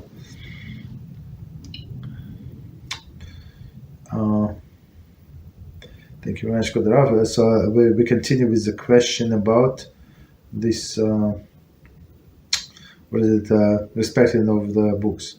If we have a bookshelf in a bedroom, in the bedrooms, are we allowed to cover the books with a scarf at night? Yes. It's actually proper to do that. It's proper to have double covering actually. So if a person, for example, changes in a bedroom, that's would be disrespect to the books, and especially when you have a small children and you have to change the diapers. Yeah, that would be disrespect to the books, right? So it's proper to have double cover. So if you have doors or like a glass sliding doors, and plus you cover on top with the scarf, there's no problem. Double cover is good. One of the reasons, like people are so surprised, but it's one of the reasons to have a plastic on top of your mezuzah, right? When you buy a new mezuzah in a store, for example, right? They put it, wrap it in a plastic, right? I was today somewhere in somebody's apartment, and I saw like the mezuzah with a clear case, right? A clear case, and I say the shin is upside down. The shin is upside. I don't want to draw any conclusion, something like, but somebody from that family died not so long ago. It's not from that family that lived in that apartment, that the mother of that lady, right? I don't hope there is no connection. I don't know if there is connection, no connection, but for sure it was upside down. So I took it out. I didn't have to put it back, but I took it out. It's very interesting, right? So, by the way, in mezuzah we do roll the scroll, then put it in plastic, right? Wrap in plastic, and then put in a case. So with a plastic in the case, so you have double wrappings, right? So that's because sometimes man and wife together, and they have the door open, let's say, and so it would be embarrassment to mezuzah, right? So we covered it, yes. Okay, so I think we answer all of the questions for tonight. So we can do one story quick. 1 second. All right, so let's do one story. I have time.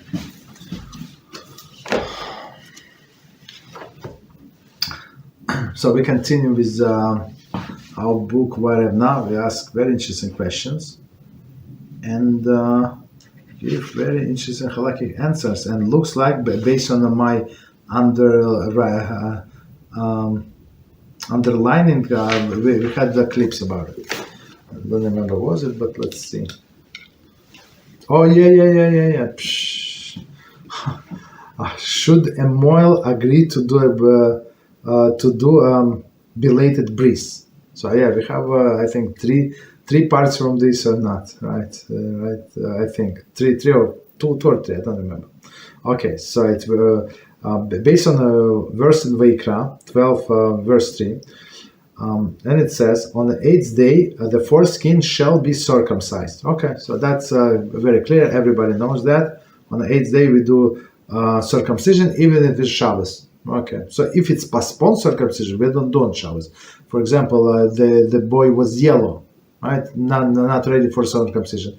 They pushed off for 2 days, let's say, possible 2 days, and after these 2 days, they pushed off for 2 days, and the the second day, let's say, or the third day was on Shabbos, so we're not going to do on Shabbos. So we push on off on Sunday. So right. So it says the challenge on Tuesday morning, a mohel received a call from a father inviting him to perform bris milah for upcoming Sunday. The mohel asked several questions regarding the health and the weight of the baby, and finally asked when the baby was born. Like sometimes, this story and many others, also taught me many things. So I asked him a question and about somebody, because I don't know what should we do in somebody else, and he asked me the question, and I was how it never occurred to me to ask this question. How is it possible? Sometimes, right? So here there is a great mohel. So he asked the simplest question, everybody knows. So on the 8th day we do circumcision. So why would he ask? When baby was born, right? The baby is healthy, everything is good, right? Why would he ask? And the father said, last Thursday. Right, you have made some mistake in your calculation, said the mohel. The baby was born last Thursday, when the bris, then the bris should be on Thursday, not next Sunday. So we can calculate, right? We can count. No, I made no mistake. Thursday is inconvenient for the people to come. Sunday is the easiest for us all. So we decided to push the bris off until then. Right, so very, very he knows when people like that is talking, it's my blood is boiling. Baruch Hashem, right? So he said, no, Sunday is not, Thursday is not convenient, so we're going to do it on Sunday. Okay. The mohel tried to explain the father that the date of bris milah is not a matter of convenience. The Torah law obligates us to perform milah on the 8th day. However, his protest fell on deaf ears, and finally the father told him bluntly. So I love that when people speak like this. The bris will be on Sunday, and that is it. Right? That is that. If you want to do it, if you won't do it, if you're not going to do it, right? I get a non-religious doctor to do it instead. So this guy, he pushing all of the buttons, and he said, look, I don't care with your Torah, I am not observant, they already stamped themselves, so you observant have to do on the 8th day, I'm not observant, I'm going to do in my convenient date, right? The mohel conceded to the father's demand to perform if the mohel conceded to the father's demand to perform the bris milah on the 10th day, the bris would still be valid. So, even the 4 years later is valid, right? So, what can you do? If, however, the mohel would stand on the principle and not perform the bris milah in the wrong time, the bris milah would most likely to perform incorrectly, without prayer. Right? There is in our circumcision there are 2 steps. So non-religious, who is not religious? So he's not a mohel for sure. He's a surgeon or something, right? Right. So he would not do the prayer. He would do only one act, one step. Okay. Even the actual operation was done correctly. Some opinion hold that the bris performed by non-Shabbos observant Jew isn't valid. Right, so if the non-observant Jew does a bris, maybe he's a great professional. Maybe he does it quick and nice, and that's it. But he's invalid. Commentary. For example, non-religious doctor might perform only milah, cutting the thick layer of the foreskin, but not priya. Right, we say peeling off the back thin inner membrane, in which the case bris is invalid. So meaning these not religious people, so of course we a person like this comes, we just try to fix it, just draw a blood, 1 drop of blood is enough. There's nothing to pull back, there is nothing to fix, it's not like he's going to cut again, there's nothing to cut. Right? But still we do as much as we can. If the father had waited until Sunday to ask the mohel, if If the father had waited until Sunday to ask the mohel, would certainly have agreed to do it late, right? So, but as we said, it was Tuesday. So meaning, was it Tuesday? Yes, on Tuesday there is still time to do it on time. If this father would call him Motzei Shabbos, said tomorrow is bris, can you come? So of course he's going to come, right? But now it's still time to do it in proper way, right? So let me just read again quickly. If the father had waited until Sunday to ask, the mohel would certainly have agreed to do it late. There is no problem. Better that the bris be done late than never at all. Okay. In our case, however, the mohel agreed to perform bris on the wrong day. Then it would still be possible to do it on the right day. So that's it's still possible to do it on Thursday. It would appear if he's consented to the flagrant disrespect of the Torah law, and people don't become a mohel for money. People become a mohel for a mitzvah.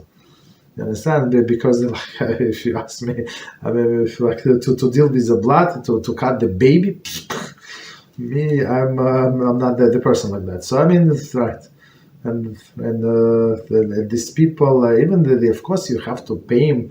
You have to give him a gift. Now, not pay him. They're not allowed to take the money for a mitzvah, but you have to compensate them because of the travel. Sometimes they come before, they come after. They spend their own time while they could have making money, right? So you have to compensate them. Okay, no problem. Continue. Solution. Moshe Feinstein addressed this question. That's all. Addressed this question and ruled as follows. It says in Igra Moshe, Yoredaya 2 and chapter 118. And when we go into, of course, I hope that you saw these clips, but to say it in 2 minutes or 3 minutes, I don't remember how many parts. You understand that it took me a very long time to squeeze it in only a few minutes. The mohel must certainly perform the bris on Sunday, so that the baby will have a proper bris, even if it's late, right? So our goal, our concern is a baby, not this clown father, but the welfare of the baby. Every Jew is responsible to ensure that the baby is properly circumcised.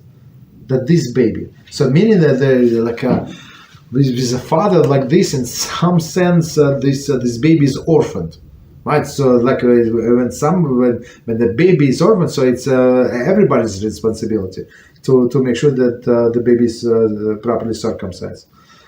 If a qualified mohel refuses to perform the bris properly, and a non-religious doctor is called instead, 1 second, it's called instead. To perform it improperly, then the mohel is held accountable, right? Since the father was willing to give them a baby proper bris milah. So now, this mohel, you see, sometimes a person says, no, it's because of the principle schmincipal. You have to ask rabbi what to do, right? Somebody with a very broad shoulders to tell you do on Sunday. That's it, right? Why? Because otherwise somebody else is going to do it. Since the father was willing to give the baby proper bris milah in the wrong day, but it's proper, right? Albeit in the wrong time, exactly. Nonetheless, the Kohen must take every attempt to convince the father to do it bris milah on the right time, right? So he tries to convince, but everything is up to this guy, right? Up to the father. He said no. Accordingly. So now we will finish with what Rav Moshe Feinstein, that's all said, and we go back to Rabbi Zilberstein. Accordingly, the mohel in our story should agree to do bris, but must protest the father's insistence to delay delay it past the proper time. So he said, "I'm going to do it, but it's wrong thing that you're doing."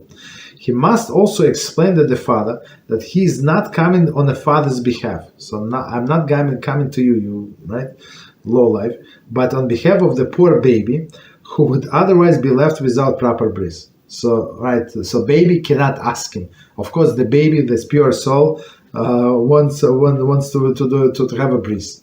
Like if it would up to the baby said would said on Thursday. But because this wicked father is in control, so I'm not going to do it for you. I'm going to do it because of the baby, right? And if baby if it's the first opportunity is allowed to do the bris on Sunday, I'm going to do it on behalf of the baby. That's brilliance of the censor. To validate his claim, he should refuse to accept payment for his services. I mean, it's not for money, right? I'm not going to take money. Otherwise, it would seem that his complaints were merely perfunctory, right? Perfunctory, while its real interest is more for the money than for the baby's mitzvah, right? So meaning, so he would prefer on Thursday, but on Sunday is also good, maybe because the money, and that's it, right? So refuse the money.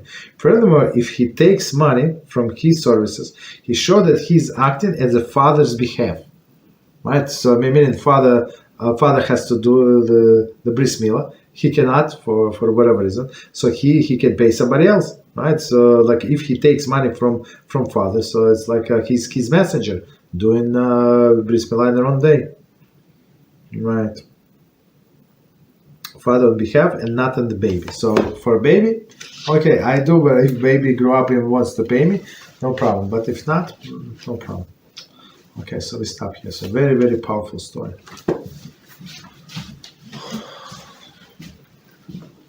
Okay.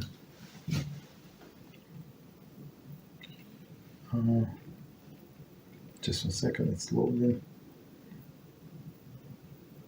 Oh, two parts we did. Okay, did in 2 parts. Okay, so next question. A question about Jewish education and modesty. It is common for young girls to want to dress up with the nails polished, makeup, and jewelry, right? I wonder what age should the girls be allowed to try this in private? Should the girl be punished if she secretly tries her mother's makeup or jewelry? Okay, so let's do this part again. Question about Jewish education medicine. It is common for young girls to want to dress up with the nails polished. So that's the problem. So this nail polish, it attracts attention. So if it's maybe modest colors, but we have to see like a deeper than this, right? So meaning what is behind it, what is the rationale, and one leads to another. You allow this, and next. I don't know what is going to be next, right? Again, it is common for young girls to want to dress up with a nail polish, okay, makeup and jewelry.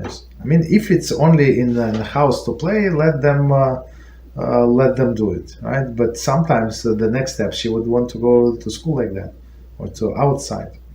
I wonder what age should the girl be allowed to try this in private. So I mean, try to delay as much as possible. So the best time to do all of the things when she's ready for shidduch, basically, right? So until that time, it's we have to see what is her agenda, what is she trying to do, what she's trying to achieve, right? To get that attention from other gender or something, right? And it could be very much on the subconscious level. She would not, if you ask her the question, she would not understand. She would not see like something that is wrong. Should a girl be punished if she secretly tries to makeup or jewelry? I don't know. It's not a reason to punish, but I think it's the situation when you try to explain, maybe try to divert her attention to something else. The version of the attention is the best. As Rabbi Dessler taught us, that's how a tzedakah works, right? How it's a tzedakah works. It does not register something in a person's mind that he is not interested. So if person is interested in something, so he or she were looking for some information. Now they found this information. Now that they pay attention. But if something is foreign for them, for example, the words of Musar, the words of the Torah, so you tell them the biggest, like the strongest Musar, the strongest proof, they were excited for 3 seconds, gone completely, right? And if you ask them, yesterday, you remember yesterday? I don't remember. What happened yesterday. Why? Because they're truthful. Because it's not registered. So if you try to like switch the topics, so maybe it's going to work in this case. Let me try. What if she is about 5 or 6 and thinks those make her more princess and or more her mother, or more closer to her mother? Okay, so we try again to divert her attention, maybe give her something else to play with. Right. Maybe she something. Our question about bris milah. Since in Chumash we learned about Moshe Rabbeinu was almost killed because of his delay of bris. I wonder what would be a punishment for the father in a story who delays the bris milah.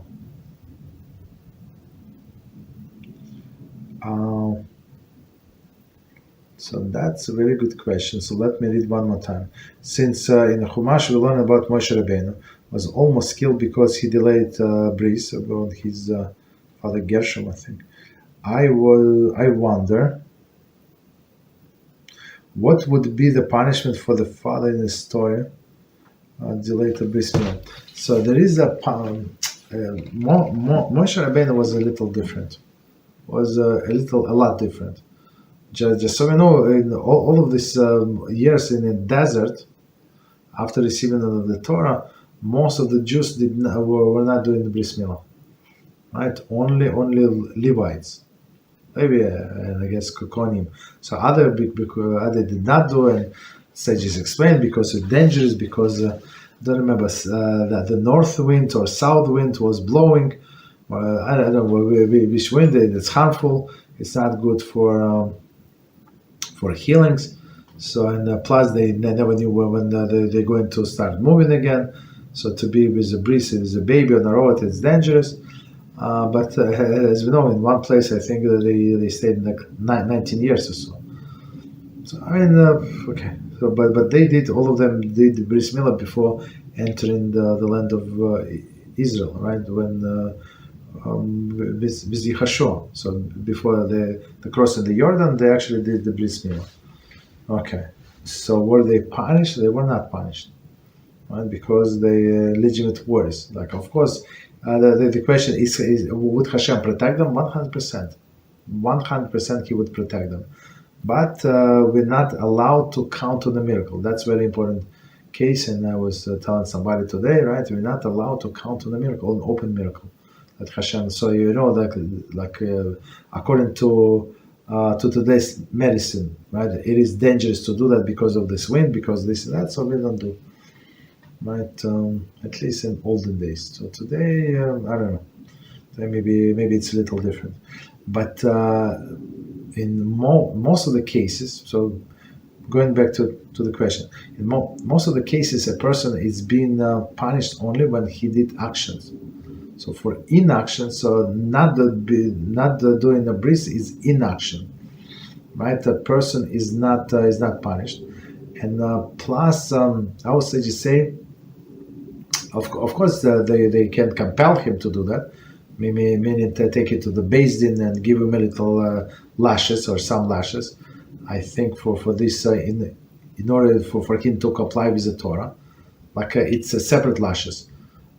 Because there is no lashes for enactment. So if somebody was enacted, right, you cannot give him. But on another hand, right, there is a punishment in the Gaon, right? Somebody who did not do bris milah. But after the boy turns 13, the obligation is no longer on the boy, on the father. The obligation is on the boy. So father is clean. Right, so he's no longer obligated to do the mitzvah, but until then, yeah, he's he's sinning, like sinning meaning in not performing the positive mitzvah. If he has the opportunity, if he's like in somewhere like I don't know, in a country where they can throw him into prison, to throw him into prison. We have to understand it's a illegal surgery. Like today, somebody opens in United States office. I'm going to do surgery. What kind of do you have license? No. Why do you need license? I know how to cut. That's it. Right. So of course it's illegal surgery. So if a person like this start practicing, they could put him in jail for sure for endangering other people's life. Okay. Right. So father would not get any specific punishment, basically. Right. So continue. So the next question. In the world of kiruv, okay, many of the volunteers and workers are people in the process of conversion, but sadly, from time to time, we find that some of them violate Shabbos, are using their phones and breaking many other melachas. My questions are: number one, are they allowed to tell Am Yisrael to keep Shabbos, meaning doing kiruv? Very interesting question. Since they're in the process of conversion or not? It's a very good question. Number two, should we rebuke them? And if they continue this, and they continue with this very bad behavior, are we allowed to stop talking to them, warn the rabbis about them, or that could be qualified as a judgment, or could be Hil Hashem, Has Vashalom? So that's a very deep question. So we have to break it. So I'm not sure if I said it or not. So somebody implied. So maybe I did something. Me personally, did something hypocritical. Usually people do that. And the question was, what? I'm not sure if I said it or not. So the question was that somebody one of the people that we trying to help financially, and what we do, we send the money to for children education in Russia, right? In Russia, right? They very poor people, especially who have many children, so they cannot afford. So we do a background check. We have people there who are very reliable people, Baruch Hashem, and they check if this the whole family Shabbos Shabbos, this and that, children, how they perform. I'm not sure how many hours, how many conversations that these people have. They just give me the bottom line, who they talk, who said what. Okay, so it's very interesting. So one of these people was one of the teachers in yeshiva, and we tried to help him to pay for apartment. So we actually spoke. I spoke to Rosh Yeshiva, or that is not Rosh Yeshiva, some administrator, not Rosh Yeshiva, somebody in the administration, right? And they say that they cannot pay him a lot of salary, but they try to sponsor apartment, and if we can co-sponsor other people. So basically, four of us got together and we pay for this person apartment. Okay, more half pay yeshiva and we pay the rest. It's very expensive, right? And we forgot to pay 1 month. I don't know. I skip my mind. This person is very righteous person, and he said that he's going to go to this to the grave of tzaddikim, and he's going to pray and stuff like that. So because it's summer, the day off, so he can travel. There are many tzaddikim in Russia, and other Belarus. I don't know, all of these places, right? Great tzaddikim. And I said to them, to him, I said, Baruch Hashem, should be successful. Just pray, and I gave him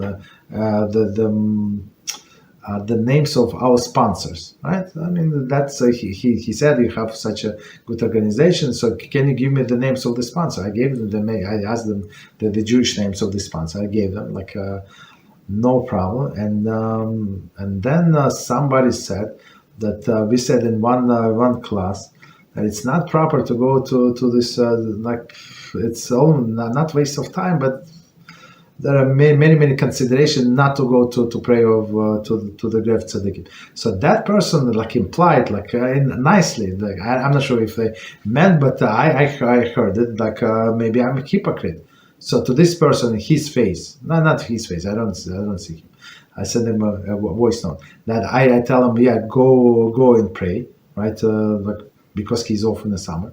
But to other of my students, I say don't go. So maybe I'm a hypocrite. So we're going to connect to the story, right? So last Friday I started and I made 8 points why what person should consider going or not going. 8 or 9 points, I don't remember. I had no sense to record all of them, but maybe 4 or 5 we did record.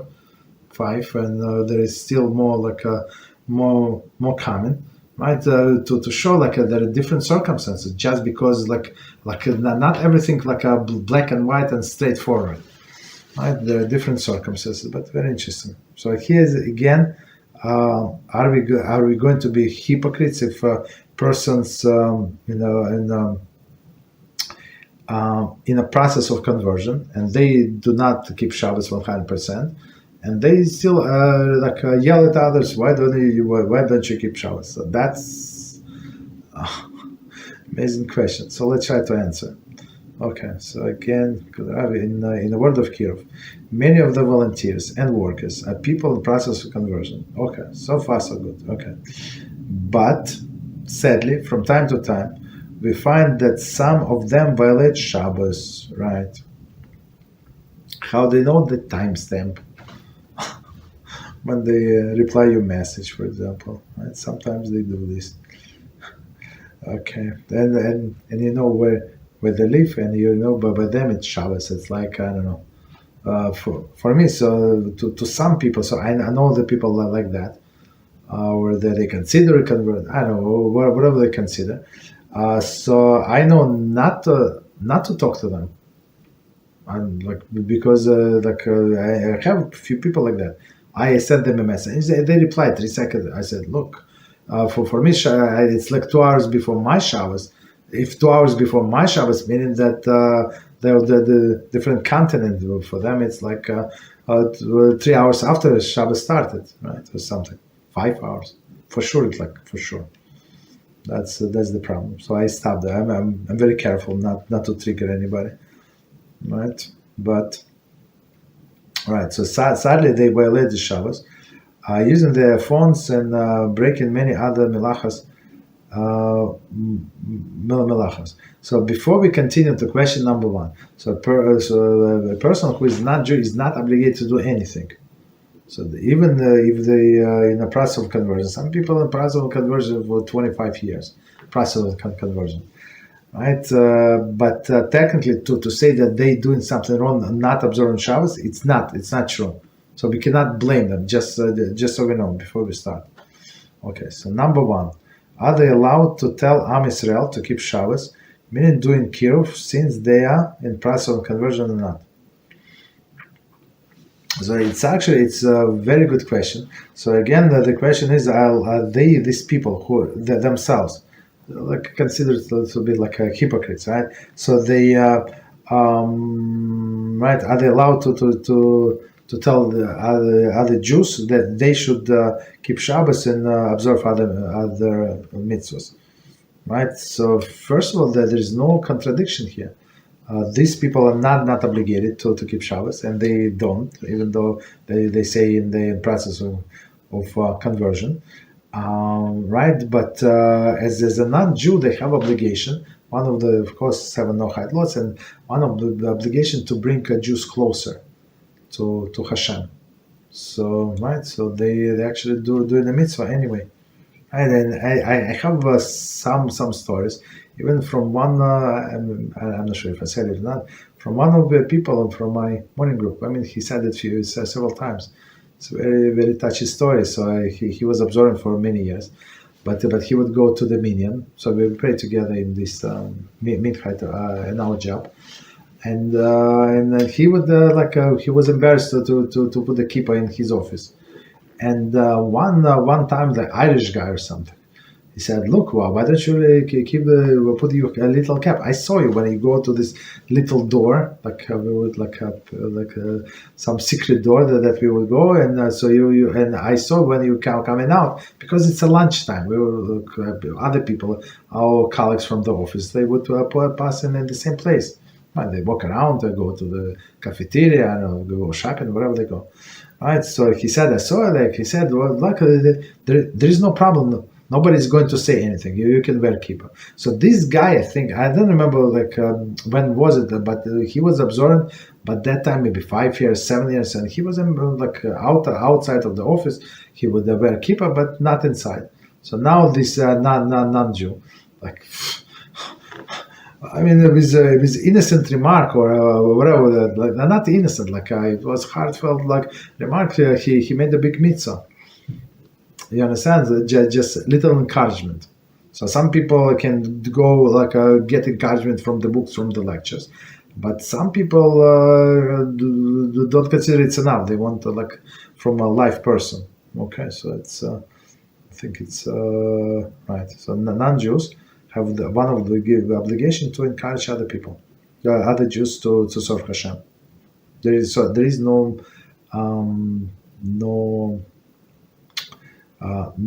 contradiction. Nobody's hypocrite here. So number 2, should we rebuke them, and if they continue with this very bad behavior, are we allowed to stop talking to them? Should we rebuke them about what? Should we rebuke them that they're not Shabbos Shabbos? They're not. They're in the process. So some people, unfortunately, lose their hope. And we had one person who was helping us, and they were so that they're in process. They're not in process because it's money-wise they cannot move. I mean, there is some. I mean, there are some Jews in places where they live, but there is no community. There's no community. But to move to community, they don't have money. Period. They hardly survive in a place where they live with his parents. So they have the way I understand, 1-bedroom apartment, and they split it. And they have shared kitchen, and now they build the kitchen, and they're one room. It's tiny, and they gave me the measurement. I don't know, and they have a daughter and a dog. I don't know how is it, a huge dog, German Shepherd. How they survive in this tiny room. So to go to the capital of the country, even it's a third world country, and they rent apartment there. It's especially maybe for younger people, right? So it's easy, but the middle age, unfortunately, they hardly survive. So they told me that we're not going to keep. I said, look, you do whatever you need to do. So, right? So did I rebuke them? Absolutely not. So that's their decision. They saw all of the lecture. Whatever was said, they decided like this. They decided like that. No problem. Should we rebuke them? I say I don't think so. And if they continue to do this very bad, so don't report it to anybody. So, but maybe I would say talk nicely, heart to heart conversation, and ask them, did you change your mind to go to convert? So why would you ask? Why would you change my mind? No, I think I saw I think if you want to convert, so you have to observe Shabbos, you have to observe holidays. So one of the prohibitions is the telephone. How do you know that I touch my phone? I don't know. Don't push it back. I'm just telling you, it's not proper, right? And people they lied to me in my face. I'm not sure why. Should I take a screenshot? When because on the WhatsApp, I think the Telegram, it says last seen at that time. it is what the WhatsApp is going to lie to me. I mean, they're liars, but this technology is correct to put in timestamp. Why would it from my life? You want to say it was your cat? You can say whatever you want. I'm not Hashem. I do not care. It's your life. So I mean, maybe have a conversation, a nice conversation. Just ask them the questions. Did it change your mind? Say how do you know? I'm just asking you. That's it. So don't embarrass anybody again, because they're not obligated to keep anything on one hand, right? They're not cheating anybody at this point, unless they're in the process of conversion and formal, and it says another 6 months or something, and they have a set date or something. So now they would get more serious, but otherwise, don't rebuke. Hard, right? Nice conversation, yes. Okay, so next question. Rav, in regards to rabbis, okay. If someone was headed to a meeting and someone approached him asking for water and food, okay, and because of this person left his card at home, he used the money at hand that belonged to the close family member, bearing in mind that he just paid the amount back. He just paid to his family members when he got home, in order to do a mitzvah that was in front of him at that moment. Okay. Also, the family member is very close and would not take the issue of borrowing a few dollars without direct permission. Okay. In the rush of the moment, this person did not calculate exactly how much they borrowed from the family members. Only remember the approximate, remember the approximate of how much was he carrying. With paying back the family members a lump sum that would definitely be more than the sum borrowed, but not clearly defined margin, is considered a Ribbis. Wow, that's a very good question. So let me summarize the question. So somebody was walking on the street, right, and somebody approached him, some homeless person, asking for food and drink, and this person forgot his wallet, but he has somebody else's money, the family member, and he decided to give this homeless person food, buy from this somebody else's money. Right, but when he come home, he did not remember how much did he borrow from, but approximately no more than this. For example, I know how much is left. I know how much approximate was before. So yes, so in this case you can estimate, right, and then pay this person. Pay this person no more, as the person said. I mean, it's correct answer. No less than this amount. So, no less, no more than that amount. For example, I think that I mix his money and my money. So, but his money were no more than $20. Right? For example, I think it was 15 or 16 or 17, but for sure, no, there is no possibility that it was more than this. So in this case, yeah, it would be allowed. It's not going to be a Ribbis, of course. And when you say that, like when you give, so you say that if it's what is it? If it's that's what I borrow you, that's I just return. But if not, let it be like extra is a gift, right? Let it be a gift, because yeah. That's the only way to, right. That's the only way to resolve the situation. So we do a little estimate over to their favor, of course. Okay, so I think we finished with the question. Somebody's typing, so okay.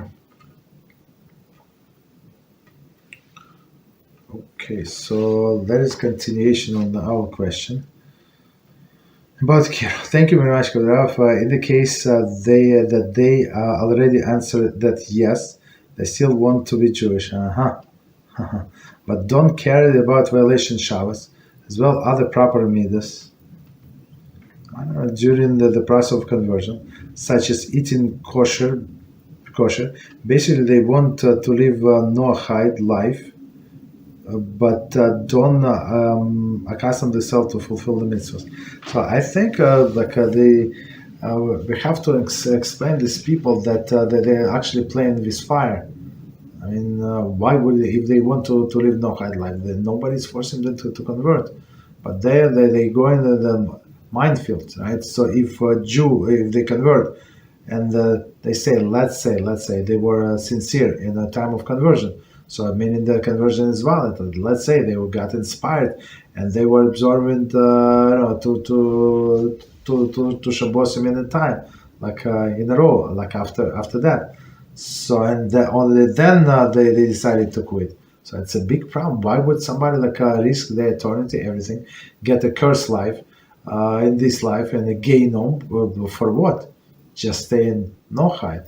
So I think we have to explain to these people. So it's not worth it. If you decided to go all the way. If you decided if you don't do, if this mitzvah birth some for you, it's possible. It's possible. So don't do that. Right? So I always think if I personally was not born a Jew, if somebody asked me to convert, would I convert? I don't know. So if somebody would live what is it? The second life, and then decided to, I don't know. I'm not sure. I'm not sure if we see how much is on the line and how much a person can lose, and of course gain is very good, to change all your lifestyle. I don't know. I mean, since people are not obligated. But if a person decided, so I think a person does not think about consequences, right? If they convert, if they play this card, if again the non-Jew is not obligated to observe the mitzvahs. So if they're process of conversion, yes. But if they're fakers and in between that's the problem. They just get in themselves a cursed life. Doesn't matter from which side you look at it. So you quit completely, as these people that I just said. I mean, they got upset, and they maybe thought that I'm going to ask them not to this and that. I mean, it's their own business. I'm not allowed to ask them. So if it's above their head, you understand, and financially, and okay, but they're not obligated to do that. So why should I push? Right, for what? It's push a person to buy a house, for example, rent an apartment. They're not able to pay back. What is it? Why would they do that? Okay, right. Okay, so no problem. So let's stop here. So thank you very much for learning with us, and please join us tomorrow. We continue our class Kosher Kitchen. Hashem. So thank you very much and good night.